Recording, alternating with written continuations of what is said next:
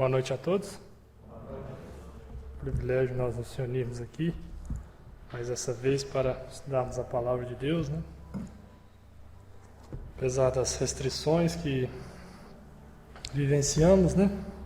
Mas nós somos gratos a Deus porque Ele tem nos dado a oportunidade de estar reunidos, de abrir a Tua Palavra e refletir sobre verdades espirituais que nos consolam, nos confortam e que nos trazem o ânimo necessário para enfrentar as muitas dificuldades da nossa vida, né? Eu gostaria de, nesse mês de março, tratar com os irmãos um pouco o capítulo 23 do livro de Levítico. Nós vamos estudar um pouco ali esse capítulo. É um capítulo que fala acerca das solenidades do Senhor e é um capítulo muito interessante daquele livro, tão importante.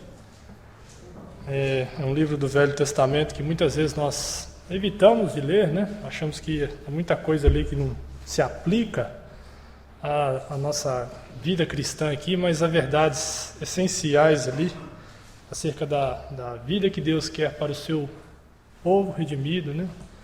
A santidade que Deus exige e do zelo que nós devemos ter com as coisas do Senhor. E no capítulo 23 nós vamos começar a estudar verdades ali que falam um pouco desses encontros, essas solenidades, essas festas que o Senhor estabeleceu para o seu povo, Israel.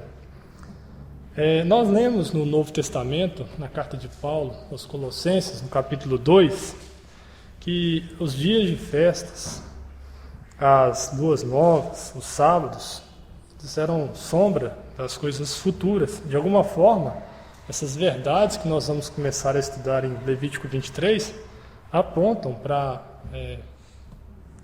coisas futuras que o povo de Deus ainda há de desfrutar, né? Deus ainda tem reservado bênçãos excepcionais para o seu povo e mesmo sob a velha aliança, Deus havia escrito coisas e estabelecido cerimoniais, né, que apontavam para essas bênçãos que nós haveremos de desfrutar, né?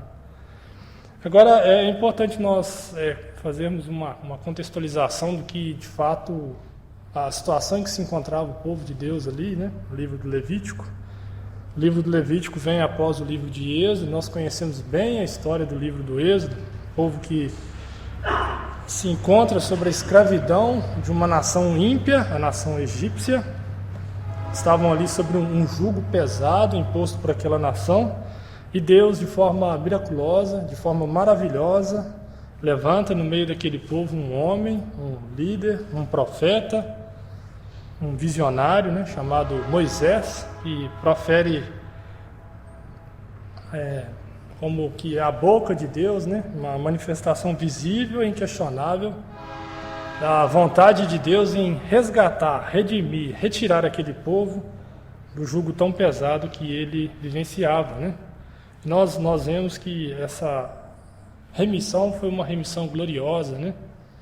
Deus enviou sobre aquela nação ímpia 10 pragas grandiosas, né? Manifestação inquestionável do seu poder, e depois conduziu o seu povo liberto, agora redimido, né, dessa escravidão, desse jugo, através de um deserto, protegendo, zelando por eles e estabelecendo princípios, preceitos que eles deveriam, como povo redimido, passar a observar, né, para serem como que uma propriedade particular, uma propriedade especial de Deus.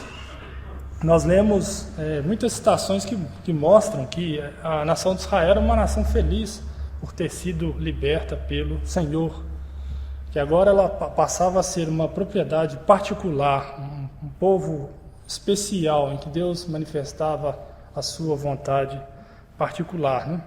Esse é o contexto do livro de Levítico.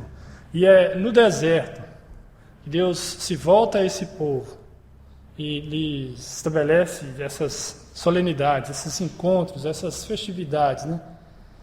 Como que um calendário que eles deveriam observar. Não foi no Egito que Deus estabeleceu essas coisas, né? Quando eles estavam sob o jugo daquela nação ímpia, mas agora redimidos no deserto, guiados por Deus, Deus estabelece essas solenidades, esse privilégio que eles poderiam desfrutar de ao longo de um ano, né? Celebrar o Senhor, se encontrar com o Senhor e se congregar para a glória do seu próprio nome.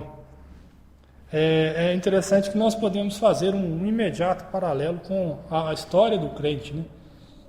O crente, outrora, um pecador perdido, sob a escravidão de Satanás, vivia os princípios, os preceitos desse mundo, amava esses valores, desfrutava profundamente aquilo que a sua carne desejava, né? Mas outrora redimido pelo Senhor, salvo. Agora ele guiado pelo Espírito Santo, pela verdade simples da palavra de Deus, ele busca viver uma vida em total sintonia com a vontade do Deus que o redimiu, né?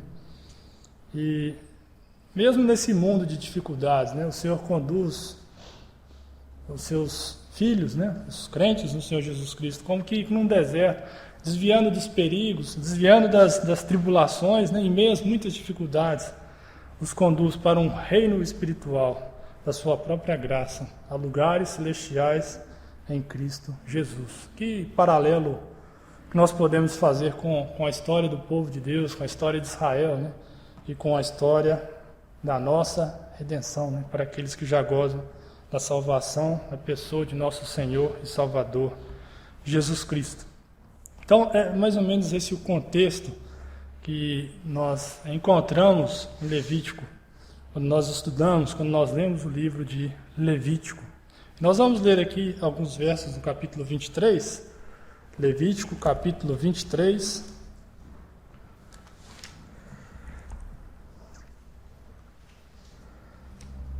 diz assim: disse o Senhor a Moisés, primeiro versículo, disse o Senhor a Moisés, fala aos filhos de Israel e dize-lhes, as festas fixas do Senhor, que proclamareis, serão santas convocações, são estas as minhas festas. 6 dias trabalhareis, mas o 7º será o sábado, do descanso solene, santa convocação. Nenhuma obra fareis, é sábado do Senhor em todas as vossas moradas. Vamos ler de novo, a partir do primeiro verso. Disse o Senhor a Moisés, fala aos filhos de Israel e dize-lhes, as festas fixas do Senhor, que proclamareis, serão santas convocações. São estas as minhas festas. 6 dias trabalhareis, mas o 7º será o sábado do descanso solene, santa convocação. Nenhuma obra fareis, é sábado do Senhor em todas as vossas moradas. Nós vamos ficar só com esses 3 versos, depois os irmãos podem ler em casa, né, os demais versos desse capítulo e vão descobrir que há outros encontros, né, outras solenidades estabelecidas pelo Senhor ao longo desse capítulo 23. Então hoje nós vamos pensar um pouco acerca do sábado. Primeiro é bom chamarmos a atenção para uma verdade simples, né? De que o Senhor gosta de solenidades, gosta de encontros, de festividades, né? De celebrações. Ele estabeleceu ao seu povo celebrações que ele chama aqui de festas fixas, né? Santas convocações, né? E ainda no verso 2, santa convocação, falando acerca do sábado. Nosso Deus, ele gosta de se encontrar com o seu povo redimido, né? Essa é uma verdade gloriosa. Apesar da minha tradução dizer aqui festas fixas, talvez essa não seja a melhor tradução, porque numa dessas solenidades, o grande dia da expiação, né?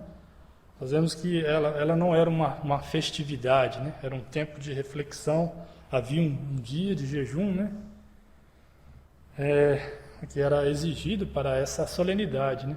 Então esses eram solenidades, eram encontros marcados pelo Senhor, como que Deus havia estabelecido um calendário de encontros com o seu povo redimido. E nesses encontros o Senhor, ele desejava partilhar da sua alegria, com o seu povo redimido. E por meio das celebrações, das ordenanças estabelecidas, trazer à memória desse povo a sua obra gloriosa da redenção, né? De modo que esse o louvasse, o glorificasse, né? Que o seu nome fosse engrandecido. A pergunta que nós podemos fazer, aqueles que conhecem a palavra de Deus, né? É de que, será que Israel compreendeu plenamente o propósito dessas festividades, dessas solenidades? Será que ele manteve-se fiel à vocação para a qual a nação foi chamada? Era uma nação redimida, escolhida dentre as muitas nações da face da terra para ser uma nação de propriedade especial ao Senhor. E será que com essas demonstrações da parte de Deus, eles compreenderam essa vocação e mantiveram-se fiéis? Nós sabemos que não, né? Nós lemos a história de Israel ao longo do Velho Testamento e vemos que essa nação se desviou do propósito de Deus. Não compreendeu e desejou, pela sua impiedade, né? Pela sua dura cerviz, a se manter em uma condição indiferente aos princípios e preceitos estabelecidos pelo Senhor em sua aliança com eles, né? Nós lemos no livro de Isaías, no primeiro capítulo, no verso 14, o profeta dizendo que as luas novas, as solenidades de Israel aborreciam a alma do Senhor, lhe eram pesadas e que ele estava cansado de as sofrer. Quando nós pegamos, por exemplo, o livro do profeta Malaquias, aqueles 4 capítulos, pelo menos os 2 primeiros falam que o desejo do Senhor era que as portas do templo fossem fechadas, porque o povo havia desfigurado totalmente o propósito das celebrações por ele estabelecidas. O povo apresentava ao Senhor animal roubado, animal defeituoso, apresentava com má vontade, e o desejo do Senhor era esse: olha, quem dera as portas do templo fossem fechadas, porque eu não tenho prazer nas suas ofertas, na verdade eu tenho nojo, né? Quando nós pensamos no ministério de nosso Senhor Jesus Cristo, no templo, né? No Evangelho de João, no capítulo 2, verso 16, nós encontramos o Senhor ali contemplando aquele comércio como valor principal ali, naquele dia em que se apresentavam ofertas ao Senhor no templo, né? Nós vemos que ele percebeu que o ajuntamento ali tinha mudado o seu propósito original, e ele disse que aqueles judeus haviam transformado a casa do Senhor, o templo, numa casa de venda. Evangelho de João, no capítulo 2, verso 16. Os judeus alteraram a forma e o propósito pela qual foram estabelecidas as solenidades do Senhor e tornaram em abominação ao Senhor. O que era para ser motivo de júbilo, de alegria, de glória ao nome do Senhor, se tornou em abominação ao Senhor. E isso, irmãos, deve chamar a nossa atenção. Será que hoje a Igreja de Cristo, os crentes, quando se reúnem, eles não incorrem no mesmo erro que os judeus incorriam? Será que nós podemos nos desviar da vocação a que nós fomos chamados? Será que ao celebrar uma festividade como essa, a ceia do Senhor, o partir do pão, uma reunião que foi desejada pelo próprio Salvador, será que nós estamos fazendo de forma a alegrar ao Senhor, de forma a outorgar a Ele toda a glória? Ou será que nós estamos fazendo para a nossa própria maldição, como disse nosso irmão Juarez aqui no início da nossa reunião? Será que quando o Senhor contempla a sua igreja espalhada pelos muitos países desse mundo, será que Ele tem prazer nas celebrações do seu povo? Essa é uma pergunta séria que nós devemos nos fazer. Essa é uma responsabilidade individual que cada um de nós tem como servo de Deus. Viver sempre com o coração contrito, buscar na palavra de Deus a direção da sua vontade e praticarmos a sua vontade. Isso exige esforço, isso exige abnegação, isso exige negação das nossas próprias vontades. E isso exige a operação poderosa do Espírito Santo nos nossos corações, na nossa consciência, para que nós possamos mudar e melhorar e cada vez mais nos assemelharmos à pessoa e à obra de nosso Senhor e Salvador Jesus Cristo. Quando nós estudamos essas solenidades aqui, nós vemos que elas de alguma forma, elas apontam para verdades espirituais maiores, mais amplas, né? Existe um caráter tipológico aqui muito bem definido, e hoje, estudando apenas acerca do sábado, nós já vamos conseguir compreender essa tipologia tão comum na palavra de Deus, né? Verdades do Velho Testamento que apontam para verdades maiores, né? Talvez aqueles que desfrutavam ou receberam esse mandamento no primeiro momento não tinham a plena capacidade de compreender, num sentido amplo, né, qual era o propósito do Senhor. Mas hoje, pela graça de Deus, pela sua palavra completa, a Bíblia, e pela operação do Espírito Santo, nós podemos compreender a vontade de Deus ao estabelecer essas coisas, né? E nós vamos ver aqui acerca do sábado exatamente isso, né? Verdades amplas, maiores, até mesmo eternas. E esse dia que o Senhor estabeleceu ao seu povo, né, prefiguram, apontam, né, como nós começamos falando em Colossenses 2, elas são sombras de coisas futuras, né? Muito bem. Então, lido esses 3 versos aqui, vamos falar um pouco acerca dessa solenidade, né? O sábado era uma festa ordenada pelo Senhor, e que era para ser observada semanalmente. Diferente das demais festas, com meses, com datas bem fixadas, né? O sábado era uma festividade, né? Uma solenidade a ser observada semanalmente. E nós sabemos, né, que apesar de ler aqui esse mandamento do Senhor, né, disse o Senhor a Moisés: fala aos filhos de Israel e diz-lhes: as festas fixas do Senhor que proclamarei serão santas convocações, são estas as minhas festas.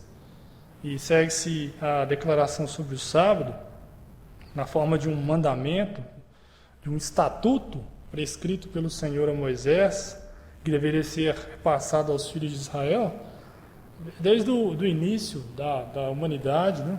Ali no Gênesis, nós já vemos Deus falando acerca do sábado, né?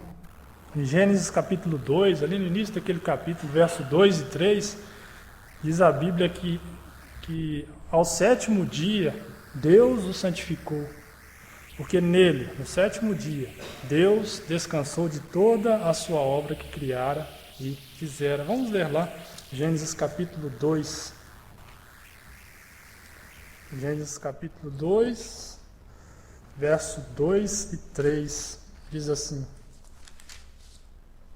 e havendo Deus terminado no 7º dia sua obra que fizera, descansou nesse dia de toda a sua obra que tinha feito. E abençoou Deus o dia 7º e o santificou, porque nele descansou de toda a obra que como Criador fizera. Então nós vemos aqui Deus reservando o 7º dia, o sábado, como um dia especial, santificado, né? Um dia de descanso, como ele, mesmo aqui na minha tradução, o autor registra, né, por 2 vezes, Deus descansou, né? Então, é interessante nós pensarmos nisso, né? A terra, os céus, acabaram de haver sido criados por Deus de forma perfeita, boa, né? Quando Deus contemplou a obra da criação, ele disse que era uma obra boa, né? E os céus eram perfeitamente criados, frutos da soberana vontade de Deus, da sua própria criatividade, né, em fazer coisas perfeitas, maravilhosas, muito além daquelas que o homem pode projetar, construir, fazer, né? Deus havia então encerrado o seu trabalho criativo. O mundo ainda não convivia com o pecado, né? O homem ainda não havia pecado e Deus estabeleceu aquele dia, o sábado, o 7º dia, como um memorial do seu poder na criação. E o separou e o santificou, né, como que uma lembrança de que a obra da criação havia sido completada. Né? E aqui em Levítico 23, nós lemos que o sábado é o sábado do Senhor. Né? Diz aqui, no final do verso 3, é sábado do Senhor em todas as vossas moradas. Ainda nós lemos que esta era uma santa convocação, pegando a expressão do verso 2, né? É um dia de descanso solene, pegando uma parte do verso 3. Aqui o povo era convidado como o Senhor, lá no Gênesis, a observar o sábado, né? Mas o 7º será o sábado do descanso solene, santa convocação. E nesse dia, nenhuma obra fareis, é sábado do Senhor em todas as vossas moradas. Nós podemos pensar um pouco acerca da natureza dessa solenidade, né? O 7º dia era um dia de descanso. A palavra descanso, nós lemos aqui, ela não significava a necessidade de descanso por cansaço. Né? No 7º dia da criação, Deus cessou o seu trabalho criador, não porque ele estava cansado, mas porque estava completa a perfeita obra da sua criação. Né? Nós lemos do livro do profeta Isaías, capítulo 43, né? Que o eterno Deus, o Senhor, o Criador dos fins da terra, nem se cansa e nem se fadiga. E é Ele, seguindo o texto ali, né, a fonte de força, aqueles que estão cansados, e aquele que multiplica o vigor daqueles que não têm vigor nenhum. Né? Deus não se cansa, Deus não se fadiga. O 7º dia foi ele separado, né, com um descanso após a obra da criação estar completa. Né? E é nesse sentido que nós devemos encarar o sábado. Né? E nesse dia, nenhuma obra fareis. Os irmãos podem ler, por exemplo, o verso 7 do capítulo 23 de Levítico, e há também acerca da festa dos pães asmos do Senhor, a mesma restrição, mas aqui é uma palavra adicionada, né? No capítulo 23, verso 3, diz assim: nenhuma obra fareis, mas acerca da festa dos pães asmos, diz o verso 7, nenhuma obra servil fareis. Né? A exigência ainda era mais apertada, né, do que a exigência imposta pelo sábado, 7º dia, que eles deveriam observar. Então não era por causa de cansaço, descanso por cansaço, né? Mas descanso porque algo havia sido completado. Né? E acerca disso nós podemos pensar que os judeus já não estavam mais sob o jugo da escravidão do Egito, não estavam mais presos sob a ordenança, a liderança dessa nação ímpia. Além disso, esta era uma ordenança a ser observada pela nação de Israel. Não foi concedida essa ordenança a demais nações da terra. Né? Quando nós lemos o relato de Gênesis 2, nós não vemos ali uma imposição da parte de Deus acerca do 7º dia. Né? E quando nós seguimos a leitura do Velho Testamento, nós vemos que Deus resolveu estabelecer, como nós lemos aqui no verso 2, do capítulo 23 de Levítico, aos filhos de Israel esta solenidade. Os irmãos, poderíamos pegar, por exemplo, no Êxodo capítulo 20, acerca dos mandamentos, nós vemos ali, claramente, Êxodo capítulo 20, verso 8, lembra-te do dia de sábado para o santificar. 6 dias trabalharás e farás toda a tua obra, mas o 7º dia é o sábado do Senhor teu Deus. Não farás nenhum trabalho, nem tu, nem teu filho, nem tua filha, nem teu servo, nem tua serva, nem o teu animal, nem o forasteiro das tuas portas para dentro. Porque em 6 dias fez o Senhor os céus e a terra, o mar e tudo o que neles há, e ao 7º descansou. Por isso o Senhor abençoou o dia de sábado e o santificou. Veja a conexão que aqui se faz com a obra da criação e o 7º dia, né? Então nós vemos que essa era uma ordenança estabelecida por Deus aos filhos de Israel.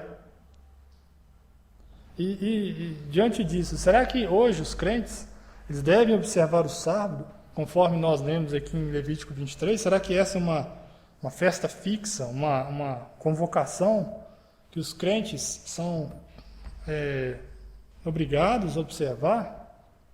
Será que no 7º dia da semana nós não devemos fazer nenhuma obra? Todo crente, toda casa de crente, não deve haver nenhuma obra. Será que nós devemos observar esse mandamento do Senhor? Há várias citações do Novo Testamento que demonstram que em Cristo nós somos livres, libertos do jugo imposto pela lei, né? Nós vamos ver apenas algumas encontradas na carta de Paulo aos Gálatas. Não é objeto do nosso estudo analisar essa questão, mas há algumas afirmações claras da palavra de Deus que atestam essa liberdade que hoje nós desfrutamos como consequência da obra realizada pelo nosso Senhor e Salvador Jesus Cristo. No capítulo 3 da carta de Paulo aos Gálatas, verso 24, nós lemos o seguinte: de maneira que a lei nos serviu de aio para nos conduzir a Cristo, a fim de que fôssemos justificados por fé. Mas tendo vindo a fé, já não permanecemos subordinados ao aio, ao tutor, né? Nós seguimos aqui na carta de Paulo aos Gálatas, no capítulo 4, nós lemos aqui no verso 4, no verso 5, falando acerca da manifestação de nosso Senhor e Salvador Jesus Cristo. Vindo, porém, à plenitude do tempo, Deus enviou seu Filho, nascido de mulher, nascido sobre a lei, para resgatar os que estavam sob a lei, a fim de que recebêssemos a adoção de filhos. Então, a obra do Senhor Jesus Cristo nos resgata do jugo da lei. E ainda no capítulo 5, verso 4, diz assim: isso aqui é uma advertência que Paulo faz aos judaizantes, né? De Cristo vos desligastes, vós que procurais justificar-vos na lei, da graça decaístes. E ainda no verso 8, esta persuasão não vem daquele que vos chama. É o chamado de Deus em Cristo. Não é um chamado para se submeter, subjugar às premissas, aos mandamentos da lei, né? É evidente que há preceitos importantes que devem caracterizar a vida do Filho de Deus, mas o crente não está mais subjugado pelos mandamentos da lei, né? Então fica claro por essas citações que nós devemos desfrutar da liberdade conquistada para nós pela obra de nosso Senhor e Salvador Jesus Cristo. Agora, o princípio permanece, né? O homem, ele gosta de trabalhar para tentar ganhar, conquistar a sua salvação. A lógica humana insiste que o trabalho ele é necessário para merecer ser salvo, né? Mas os caminhos que Deus estabeleceu são diferentes desse caminho natural que o homem tenta seguir, né? A salvação ela não é encontrada pelo nosso trabalho, pelo nosso esforço, pelas nossas obras, né? Mas ela é encontrada por descansarmos na obra completa realizada pelo nosso Senhor e Salvador Jesus Cristo. É confiar no Salvador, que completou toda a obra da nossa redenção. Diz Paulo aos Efésios, né? Que é pela graça que nós somos salvos, por meio da fé. É algo que não vem de nós, é dom de Deus. Não vem das nossas obras, para que ninguém se glorie, né? Escrevendo a Tito, Paulo afirma que a salvação é fruto da benignidade e amor de Deus, nosso Salvador, de acordo com a sua misericórdia, pela lavagem da regeneração e renovação no Espírito Santo. Não pelas obras da justiça que nós poderíamos ter feito, no Tito capítulo 3, verso 5. Então, nós temos essa compreensão natural, né, de achar que nós podemos trabalhar pela nossa salvação, né? Quando, na verdade, o descanso que nós podemos desfrutar só será possível quando nós confiamos, não nas nossas obras, não no nosso empenho, não no nosso zelo em tentar, mas na obra completa realizada pelo nosso Senhor e Salvador Jesus Cristo. É o paralelo que nós fizemos, né? O povo de Israel se encontrava já no deserto, sendo conduzido pelo Senhor, redimido da escravidão do Egito. Na obra que Deus realiza, nós podemos encontrar o nosso descanso, o nosso sábado, né? Nós sabemos que Adão transgrediu a ordenança de Deus no Éden. E o reino que foi confiado por Deus a ele, né, o de governar a terra, né, de administrar a natureza criada por Deus, né, ele perdeu, né, ele pecou e ele perdeu. A perfeição original estabelecida por Deus na criação foi imaculada. A sua obra foi manchada pelo pecado de Adão. E o repouso original previsto por Deus quando criou todas as coisas, ele foi quebrado.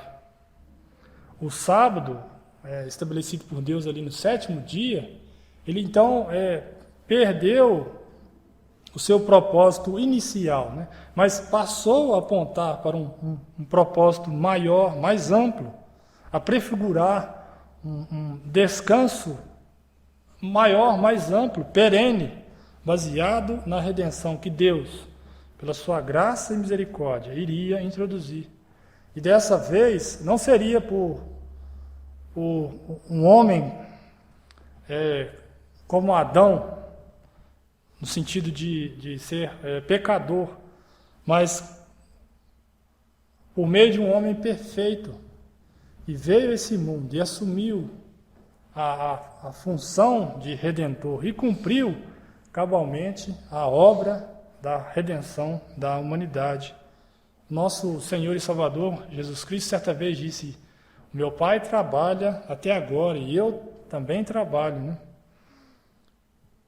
Sim, durante o ministério do Senhor Jesus Cristo, ele estava aqui a executar uma obra que lhe foi confiada por Deus, o Pai. E no final dessa obra, ali na cruz do Calvário, ele pôde bramar, né? Está consumado. A obra da redenção do ser humano, do pecador perdido, havia sido feita, havia sido completada. E é nessa obra, e é na pessoa do Senhor Jesus Cristo, que nós podemos encontrar descanso para as nossas almas. No Evangelho de João, no Evangelho de Mateus, no capítulo 11, um texto muito conhecido da Palavra de Deus, nós lemos assim, o verso 28 e o verso 29. O Senhor Jesus Cristo ainda estava no seu ministério, cumprindo a vontade de Deus na sua primeira manifestação, e pôde dizer assim: vinde a mim, todos os que estáis cansados e sobrecarregados, e eu vos aliviarei.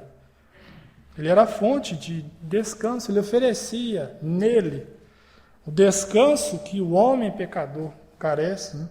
Tomai sobre vós o meu jugo, aprendei de mim, porque sou manso e humilde de coração, e achareis descanso para a vossa alma, porque o meu jugo é suave e o meu fardo é leve.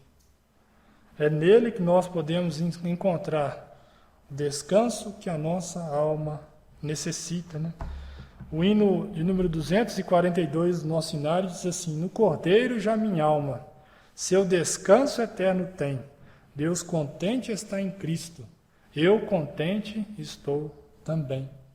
A solenidade do sábado, ela aponta para essa verdade, né? Nós podemos descansar na obra gloriosa, perfeita e completa de nosso Senhor e Salvador Jesus Cristo. É por essa obra que nós podemos ser redimidos do nosso pecado.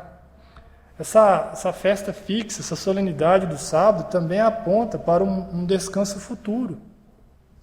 O escritor aos Hebreus, carta aos Hebreus no capítulo 4, vamos ler lá um verso pequeno, né? Versículo 9, diz assim: portanto, resta um repouso para o povo de Deus. Portanto, resta um repouso para o povo de Deus. A palavra repouso aqui é uma palavra especial, aponta para um descanso sabático. Se refere ao eterno repouso que será desfrutado por todos os redimidos pelo precioso sangue de Cristo. É o sábado, conservando o que nunca findará, o que será eterno na presença de Deus. Deus descansando desta maravilhosa obra, a obra da redenção, e o homem compartilhando desse descanso pela misericórdia e graça de Deus. Assim como no Éden, o propósito original de Deus. Mas nós sabemos que o homem não obteve esse descanso no Éden. Ele não aconteceu em Canaã, a terra prometida, e mesmo nos dias do rei Davi, mas acontecerá na consumação dos tempos, quando Cristo reinar eternamente. Portanto, resta um repouso para o povo de Deus, porque aquele que entrou no descanso de Deus, também ele mesmo, descansou das suas obras, como Deus das suas. Olha a similaridade, né, do Éden e a obra da criação. Senhor Jesus Cristo e a obra da redenção. E é sobre essa obra que nós podemos obter descanso, um descanso eterno, perene, para todo sempre, na presença de nosso Deus, na presença de nosso Senhor e Salvador, Jesus Cristo. É interessante pensarmos que a terra também há de desfrutar, como que de uma experiência dessa verdade solene, de um repouso, de um descanso, de um período sabático, né? Nós sabemos pela palavra de Deus que Cristo há de reinar sobre a face da terra durante o milênio, tempo em que os inimigos serão limitados, presos, né? Satanás será preso, os gemidos da criação vão de cessar, e Cristo há de reinar sobre a face da terra, há de estabelecer um reino justo, o sol da justiça há de brilhar sobre a face da terra. E no livro do profeta Isaías, no capítulo 14, nós vemos um deslumbre desse descanso, né? Isaías, capítulo 14, o verso 7, diz assim: já agora descansa, está sossegada toda a terra, todos exultam de júbilo. Já agora descanse, está sossegada toda a terra, todos exultam de júbilo. Os sons de guerra, o clamor das multidões oprimidas, há muita pobreza e miséria que nós com os nossos olhos podemos contemplar dia após dia, darão lugar ao brilho do sol da justiça sobre um governo do príncipe da paz, que há de perdurar durante 1000 anos, e toda a terra há de ser abençoada por isso, né, como nós lemos aqui. Já agora a descanso está sossegada toda a terra, porque a terra há de ser governada por um rei justo, e todos hão de resultar de júbilo. Sabemos que no fim desse período haverá rebelião do pecado, mas essa rebelião há de ser aniquilada pela justiça divina. E então virá o descanso eterno, aquele sábado sem fim para Deus e para o seu povo, o descanso da eternidade, né? Descanso glorioso que nós haveremos de desfrutar, né? Nós haveremos de desfrutar aqueles nossos irmãos do passado que hoje estão com o Senhor, nós os encontraremos ali, né? E todos aqueles que depositarem a sua fé na pessoa e na obra do Senhor Jesus Cristo haverão de desfrutar, né? Então, esses primeiros 3 versículos aqui do livro de Levítico, no capítulo 23, falando acerca do sábado, né? 6 dias trabalhareis, mas o 7º será o sábado, descanso solene, santa convocação. Nenhuma obra fareis, é sábado do Senhor, em todas as vossas moradas. Essas verdades aqui, elas tipificam o descanso eterno que o crente goza na obra perfeita e completa de nosso Senhor e Salvador Jesus Cristo, né? E nós podemos deixar aqui uma reflexão, né, para todos os ouvintes, para todos que se fazem presentes aqui nesse dia, né? Em Cristo, você hoje pode obter descanso que a sua alma necessita. Você pode se livrar para sempre desse fardo de pecados que você continuamente carrega, né? Em Cristo e na obra que Ele realizou por nós, ao entregar o seu corpo ali, ser crucificado e verter o seu sangue, né? Nós podemos encontrar o descanso que o coração do homem caído anseia. E será que hoje você não quer vir ao encontro desse Salvador, desse Redentor maravilhoso, Salvador perfeito, que Deus nos concedeu? Ali é o seu povo, sob a velha aliança, Ele estabeleceu essas festas fixas. E foi do seu agrado enviar o seu Filho, né, para que nós pudéssemos ser salvos. E hoje você pode, reconhecendo o seu pecado, se apresentando diante dele com contrição, reconhecê-lo como Senhor e Salvador da sua vida e obter desse descanso que o crente desfruta na sua caminhada cristã. O sábado era o 7º dia da semana, né? O início da caminhada cristã. Nós podemos fazer um paralelo interessante, né? Era no 7º dia que era reservado o descanso, né? Mas o crente começa a desfrutá-lo. O descanso da obra do Senhor Jesus Cristo, que essa obra nos concede, né, já no início da sua caminhada cristã, né? E hoje a palavra de Deus te convida, né? Diz o Senhor Jesus, como nós lemos em Mateus 11, vinde a mim, todos vós, cansados e oprimidos, que eu vos aliviarei. Que o Senhor nos abençoe. Amém?